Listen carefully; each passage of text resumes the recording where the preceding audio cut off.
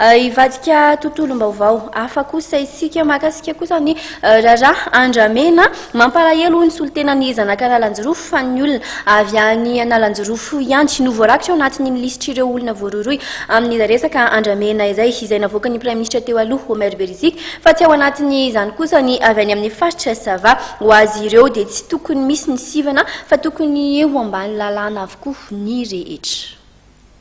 Misy zegny ny anaran'olo vitsivitsy efa mifaritra Analanjorofo izay tsy mpamondra izay andramena zay fô karazana commission maire madinika ary mipibatabata madiniky nefa natao anaty listy navoakan'ny Premier Ministre teo aloha Omer Berizik anatin'ny listy le olo mpamondra andramena malahelo zegny zay mifaritra Analanjorofo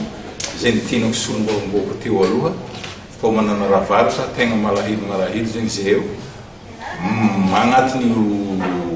fanaovana listy zay fagnosoram-potaka ho an'ny vahoaka n'Analanjorofo ny vahoaka ny Savao ny opérateur avy Savao zay tegna mpagnano io andramena io ny solony tao agnaty listy ka malahelo zegny tenanay zay mitsangana eto ke zay zegny mbo manana listy le olo tegna mpagnano izy io mifaritra Savao nefa zavatra jiaby misy fotoagnana ka eto zay mitaraiko aminareo fitonam-panjakana mahita